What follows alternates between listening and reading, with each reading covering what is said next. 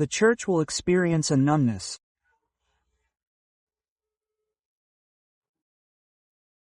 It seems that since Jesus is taking so long to arrive, the delay causes something in the church. It causes it to become drowsy. How many of the 10 virgins fell asleep? How many? All of them. All 10. It is as if Jesus were telling us, hey, the great temptation for the church while it waits is to fall asleep.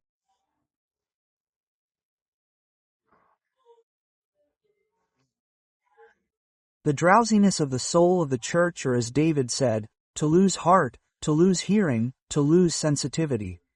Quote,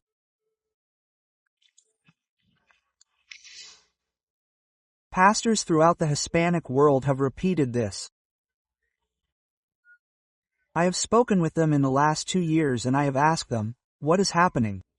And, obviously, there are always exceptions, but many have said, we don't know, but there is a little bit of apathy in the heart of the church. It is as if they have a harder time singing, they have a harder time praying, they have a harder time fasting, they have a harder time being generous, they have a hard time. It's like they've lost their sensitivity.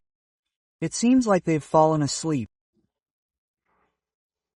And I want to be very clear about this. Please listen to me.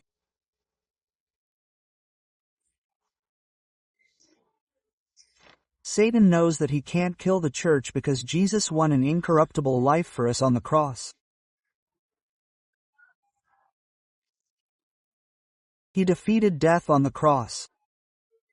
He gave death a deadly bite, and with his death he defeated death. And if you're part of the church, I have good news for you. You're immortal, you can't die.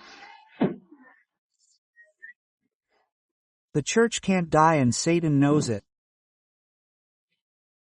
Satan knows that he can't kill the church, but since he knows that he can't kill it, he puts it to sleep. Why? Because the closest thing to a dead church is a sleeping church. Imagine if there were 2 people here, a dead corpse and a sleeping person. And I took a picture of them and showed you the picture. Would you be able to tell the difference between the dead and the sleeping one? No, because in appearance they're in the same position. One has life, the other doesn't. But on the surface, they are similar, and Satan knows it. Satan knows that since he can't kill the church, the best thing he can do is put it to sleep, because the closest thing to a dead church is a sleeping church. And what? And what am I talking about when I talk about putting us to sleep? I'm talking about what I've called the anesthesia of the soul. The anesthesia of the heart of the church.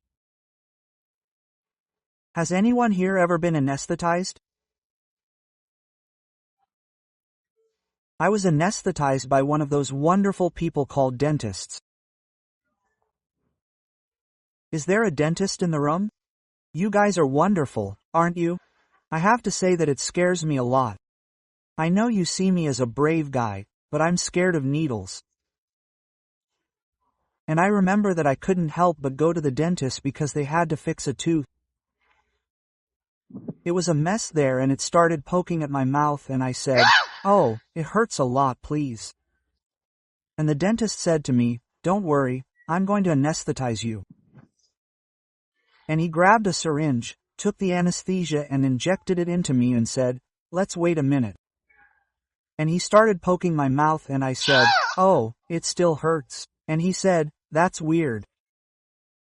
Sometimes people need a second dose. He grabbed a second dose of anesthesia, put it in the syringe and injected it into me. And he said, let's wait a minute more. And he started poking my mouth and I said, this is going to sound crazy, but it still hurts. And he said, that's weird. And the bastard grabbed a third dose of anesthesia, put it in the syringe and injected it into me. And boy, did it work. My whole face went numb. I lost all feeling in my whole face. I touched it and I said, they stole it from me. I would touch my ears, my cheekbones, my lips, and they weren't there. For 24 hours I would drink and water would fall from here. I couldn't coordinate the movement of my tongue.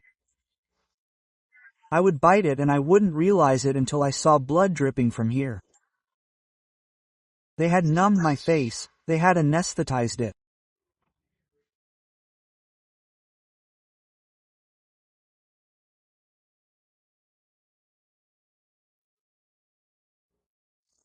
And it's very uncomfortable to have your face numbed, but it's terrible, listen to me, it's terrible to have your heart anesthetized, to have all the sensitivity stolen from the heart of the church, to have no joy, no compassion, no hunger for justice, no desire to give, to have the sensitivity of the church stolen from us.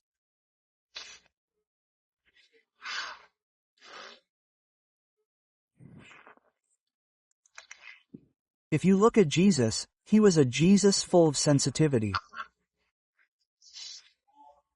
His heartbeat for the people, he always had sensitivity.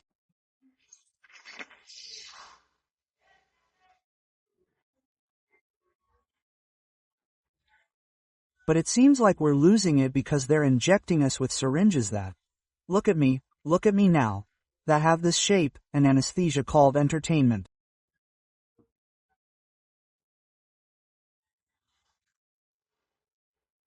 You're not going to like what you're going to hear now. I don't like it when God tells me. He told me, but it's the truth. We are the first generation in the history of humanity to carry a device practically incorporated into our bodies. Give me 10 years to show you that they're going to put this in your body. Listen, in 10 years you won't be carrying this in your pocket, you'll be carrying it on your body. With just one click away we can access hours and hours and hours and hours of unlimited entertainment. Listen, without limits. All the movies on Netflix that we want to watch, all the music we want to listen to on Spotify, all the videos of, I don't know, plumbing that we want to watch on YouTube, all the pictures of kittens that we want to look at on Instagram, listen to me hours, hours and hours of memes, GIFs, news, tweets, just one click away, hours and hours. And some say, what if entertainment isn't bad? I know entertainment isn't bad, but too much entertainment is a thief of purpose. And I'll put it this way. Lately, I've been more afraid of too much entertainment than I am of sin. Why? Because sin is something you can see coming, it's black and white, and it's well established. We know the consequences, but entertainment, is very subtle, because we all deserve, listen, we deserve to be entertained. Okay, we deserve it, okay, but too much entertainment distracts us from what's eternal.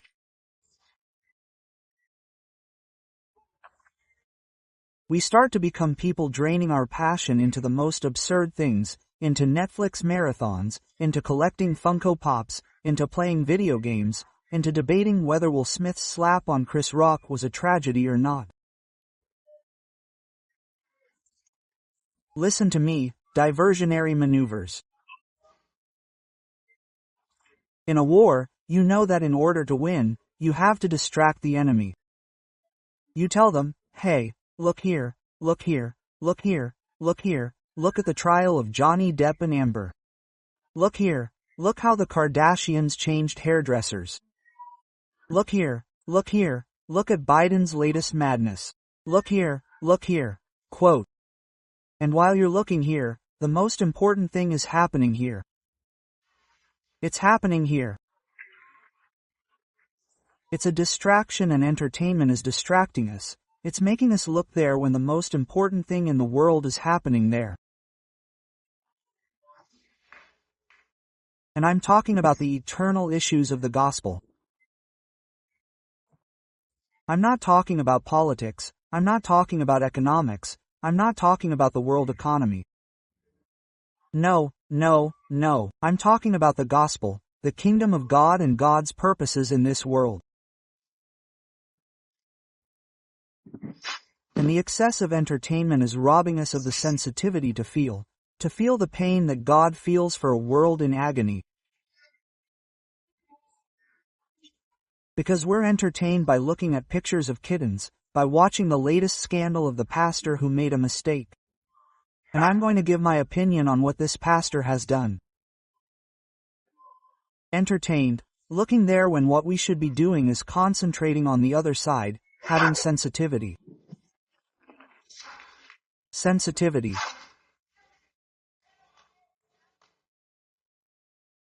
Having our heart aligned with the heart of Jesus.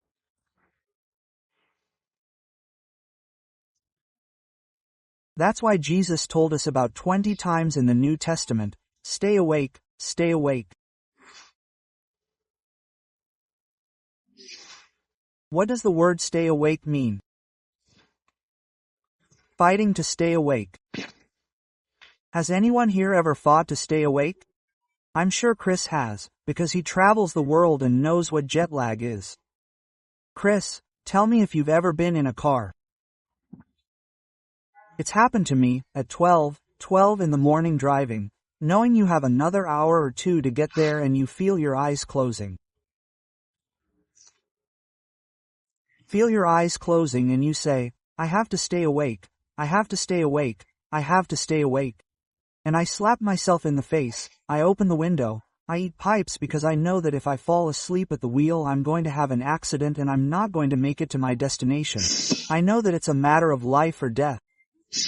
I know that if I fall asleep, neither I nor the people in my charge, who are asleep back there and have to get to their destination, will make it. If I fall asleep, I can't fall asleep. I have to fight against falling asleep. And how do you fight against falling asleep? How do you wake up your heart?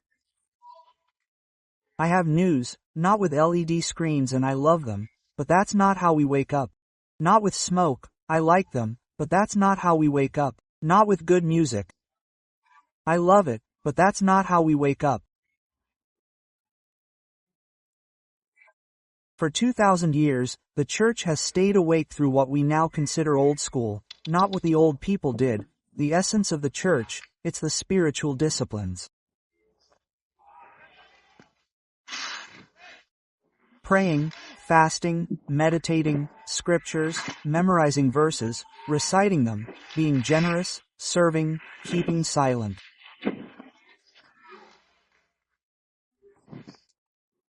Spiritual disciplines are what keep the heart awake in the midst of a culture that numbs us.